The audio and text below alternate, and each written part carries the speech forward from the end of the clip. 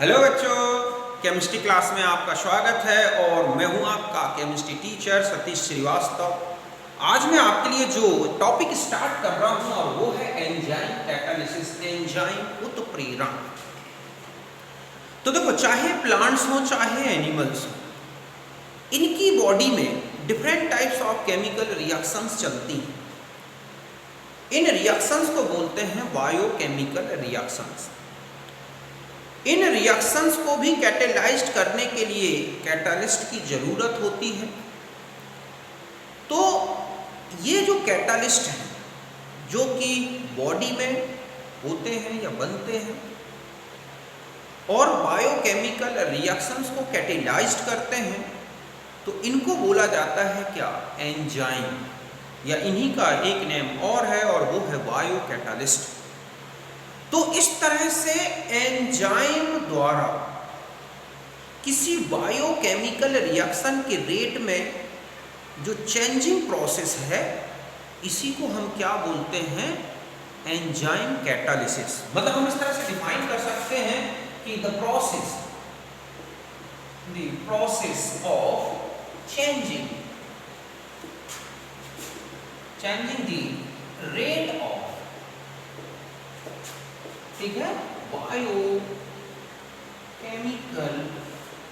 Reaction in the presence of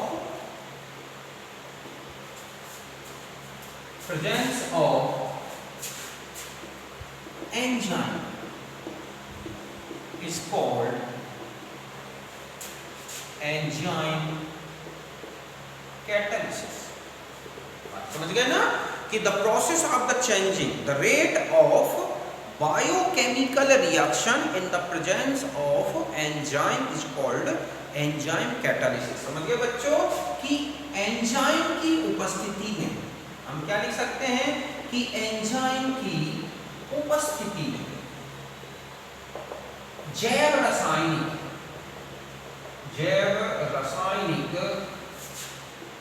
क्रिया के वेग में परिवर्तन का प्रक्रम क्या कहलाता है? एंजाइम उत्प्रेरण। यहां तक तो बात समझ गए ना कि एंजाइम द्वारा बायोकेमिकल रिएक्शन के रेट में चेंजिंग प्रोसेस को ही बोलते हैं हम क्या? Enzyme catalysis.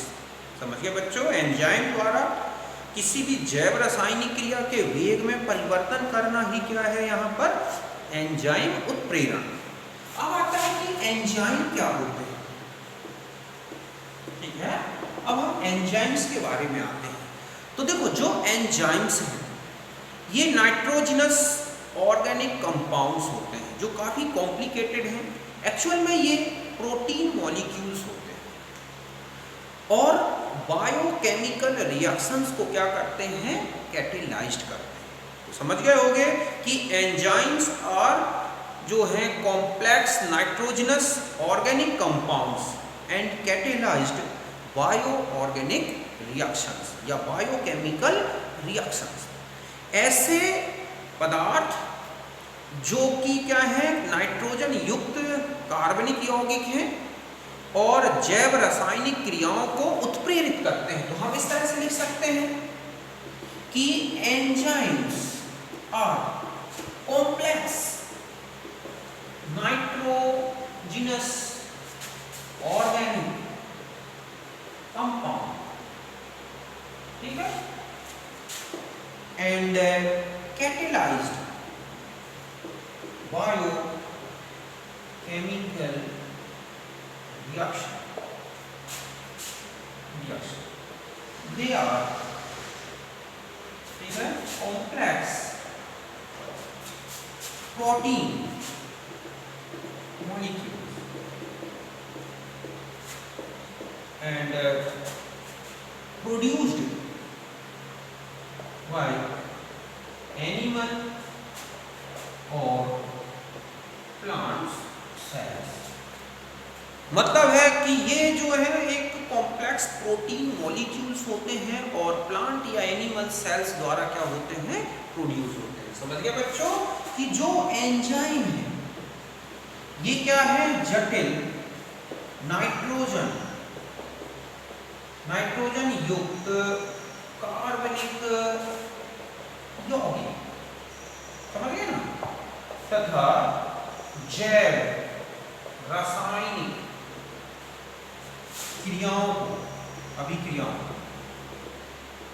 को उत्प्रेरित करते हैं।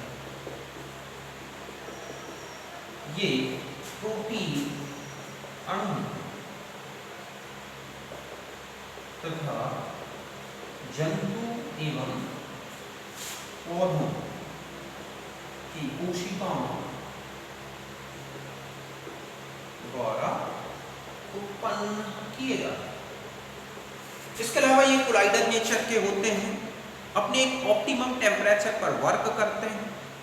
उसमें ऑप्टिमम टेम्परेचर पर इनकी जो एक्टिविटी है वो मैक्सिमम होती है। इनके लिए टेम्परेचर, ठीक है, पीएच, बहुत सारी चीज़ें जरूरी होती हैं जो ऑप्टिमम कंडीशंस में हो। तो इस तरह से आप समझ गए होंगे कि एंजाइम कैटालिसिस, इस तरह से बायोकेमिकल रिएक्शंस के रेट में एंजाइम द्वारा किसी प्रकार का चेंज करना, वो क्या कहलाता है? Enzyme catalysis. एंजाइम जो होते हैं ये नाइट्रोजनस ऑर्गेनिक कंपाउंड्स हैं और बायोकेमिकल रिएक्शंस में एक कैटालिस्ट की तरह वर्क करते हैं। तो मैंने इतना समझाया, आप इसे नोट कर लें। अब देखो हम कुछ एग्जांपल्स ले सकते हैं इनके, जो आप वैसे तो जो आप बायोलॉजी में देखोगे आपको बहुत सारे एंजाइम्स, उनका क्लासिफिकेशन, ठीक है, उनकी वर्किंग प्रोसेस है वो सब मिलेगा, लेकिन यहाँ जो भी जरूरी है मैं बता दूं। जैसे कुछ एंजाइम्स के बारे में, जैसे हम जानते हैं कि ये है C6H12O6, ये क्या है? हमारा ग्लूकोज। एक एंजाइम होता है जाइमेज, जो किसमें होता है? ईस्ट में, या किसमें कन्वर्ट कर देता है? इथाइल अल्कोहल प्लस 2CO, ठीक है। तो इस तरह से ये एक एंजाइम है यहाँ पर। ठीक इसी तरह से C12H22O11 प्लस H2 एक एंजाइम होता है इन्वर्टेज, ठीक है, ये भी ईस्ट में है। तो ये किसमें? C6H12O6 प्लस C6H12O6, ये है ग्लूकोज, ये है फ्रक्टोज। इनका जो मिक्सचर है इसको बोलते हैं इनवर्ट शुगर, ठीक है, और इस पूरी प्रोसेस को बोलते हैं क्या? इन्वर्जन। इसलिए इसका नाम पड़ गया क्या? इन्वर्टेज। ठीक इसी तरह से और भी हम देखते हैं, देखो स्टार्च होता है, ठीक है, स्टार्च को एक एंजाइम होता है डायस्टेज, जो किसमें होता है? माल्ट एक्सट्रैक्ट में। तो इसको किसमें कन्वर्ट कर देता है? माल्टोज, ठीक है। ये भी एक शुगर है। और माल्टोज जो होता है इसको एक होता है माल्टेज एंजाइम, इसको कन्वर्ट कर देता है ग्लूकोज में। तो इस तरह से जो है बहुत सारे एंजाइम है। ठीक इसी तरह से यूरिया है, NH2CONH2 प्लस H2O, ठीक है, यूरिएज एंजाइम होता है जिसको CO2 और NH3 में हाइड्रोलाइज कर देता है। तो इस तरह की रिएक्शंस जो हैं हमारी बॉडी में, बहुत सारी बायोकेमिकल रिएक्शंस चलती हैं। इन सारी रिएक्शंस को कैटेलाइज्ड करने के लिए जो कैटलिस्ट है वही एंजाइम्स हैं।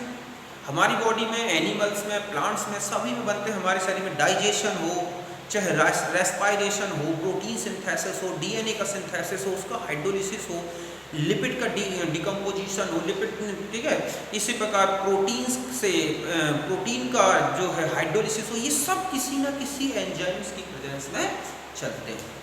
तो यहाँ तक आप समझ गए होंगे कि एंजाइम्स क्या है, समझ गए ना।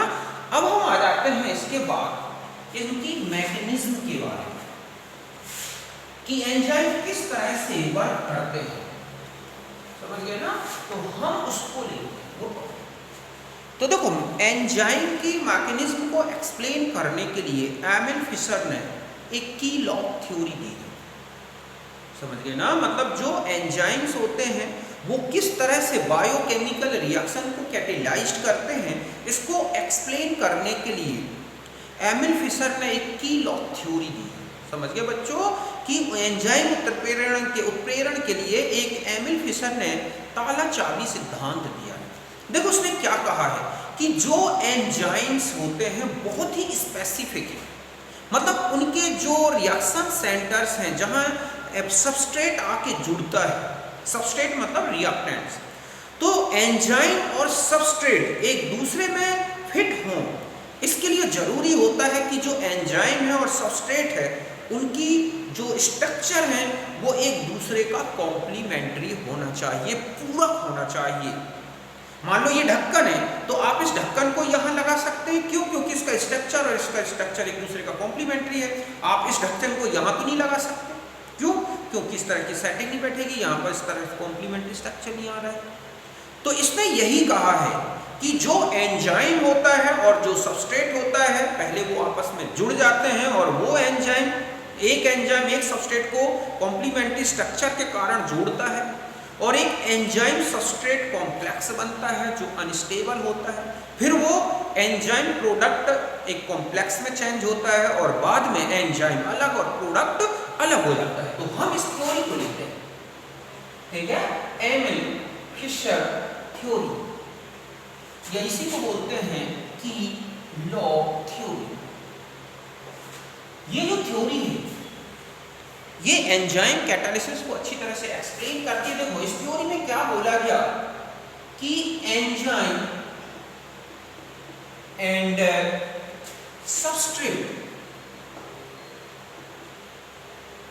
ठीक है, combined to each other to form complex. It is due to complementary structure of enzyme and substrate। समझ गए ना, लाइक की लॉ स्टेप, ठीक है, रिलेशन। समझ गया बच्चों? इसने ये कहा है कि एंजाइम और क्रियाधार जो होता है आपस में जुड़कर एक संकुल बना देता है, क्योंकि इनकी संरचनाएं पूरक, जिस तरह ताला चाबी, मतलब हम ये कहें कि ये है E और प्लस क्या S, इसने कहा ये क्या बन गया ES, ये क्या है यहाँ पर एंजाइम, ये यहाँ पर क्या है सबस्ट्रेट, और ये बन गया एक कॉम्प्लेक्स। कौन सा कॉम्प्लेक्स? एंजाइम, ठीक है, सबस्ट्रेट कॉम्प्लेक्स। मतलब उसने ये कहा है कि मान लिया जाए कि ये स्ट्रक्चर है एंजाइम का, ठीक है, ये क्या है एंजाइम। अब यहाँ पर जो सबस्ट्रेट आएगा उसका स्ट्रक्चर ऐसा होना चाहिए कि वो इसकी इस स्ट्रक्चर में फिट हो जाए। तो ये क्या हो गया एक सबस्ट्रेट, तो इसने कहा कि ये एक दूसरे में क्या हो जाएंगे, फिट हो जाते हैं। हम इसको इस तरह से शो करें तो इस तरह से यहाँ पर ये सबस्ट्रेट फिट हो, समझ गए ना, और ये जो बना ये क्या कहलाएगा ES। मतलब है कि इसने जो मैकेनिज्म दी उसमें ये कहा कि एंजाइम और सबस्ट्रेट जिनके स्ट्रक्चर क्या थे, एक दूसरे के कॉम्प्लीमेंट्री थे, वो आपस में जुड़ गए। किस तरह से E और S, और ये क्या बना दिया कॉम्प्लेक्स, जिसे बोलते हैं enzyme substrate complex.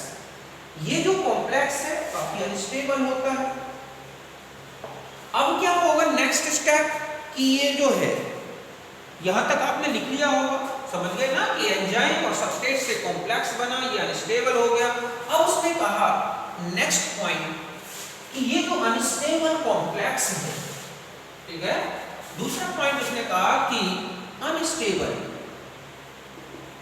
Complex converted into complex product या enzyme product complex after some, मतलब थोड़ा देर एंजाइम उससे रिएक्शन करेगा। मतलब ये है कि जो EX था अब वो किस में चेंज हो गया, ईपी में। ये कहलाएगा एंजाइम प्रोडक्ट कॉम्प्लेक्स। समझ गए बच्चों कि थोड़ा देर एंजाइम में सबस्ट्रेट के साथ जुड़ा रहा हो और अब उसे क्या करता है, वो धीरे धीरे डिकम्पोज करता है। तो हम उसको ऐसा लिखेंगे कि ये हमारा एंजाइम और सबस्ट्रेट जो कॉम्प्लेक्स था, ठीक है, ये एंजाइम सबस्ट्रेट जो कॉम्प्लेक्स था हमारा, अब ये क्या होगा, इस तरह से चेंज हो गया।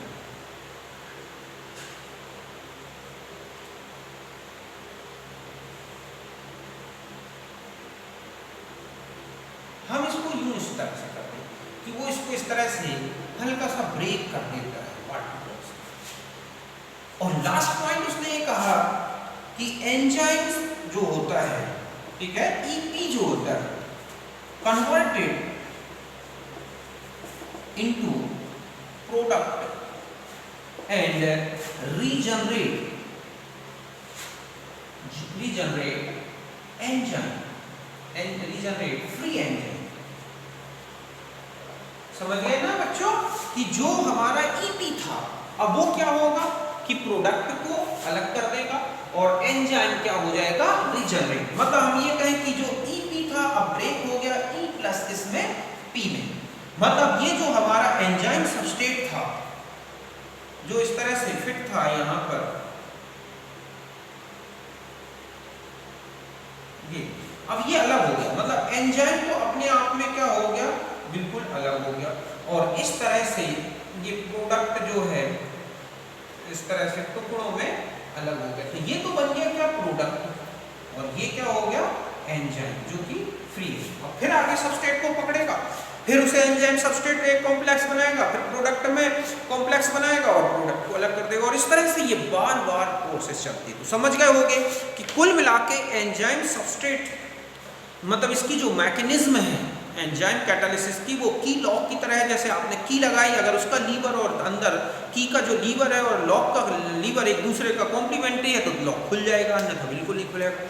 ठीक इसी तरह से एंजाइम सबस्ट्रेट के पास पहुंचा, उसके साथ कॉम्प्लेक्स बनाया, अगर वो उसका कॉम्प्लीमेंट्री है, एक कॉम्प्लेक्स बनाया, फिर प्रोडक्ट कॉम्प्लेक्स बनाया और बाद में फिर अलग होगा। और ये काफ़ी फास्ट रिएक्शन चलती है और इस तरह से हमारी बॉडी में बायोकेमिकल रिएक्शन एंजाइम द्वारा कैटेलाइज्ड होती जाती है। तो आप समझ गए होंगे कंप्लीट टॉपिक मैंने जो आपको समझाया। तो इस तरह से ये थी इसकी मैकेनिज्म। अब हम नेक्स्ट वीडियो में लेते हैं काइनेटिक्स ऑफ एंजाइम कैटालिसिस। तो मिलते हैं नेक्स्ट वीडियो में, तब तक के लिए बाय, थैंक यू, नमस्कार।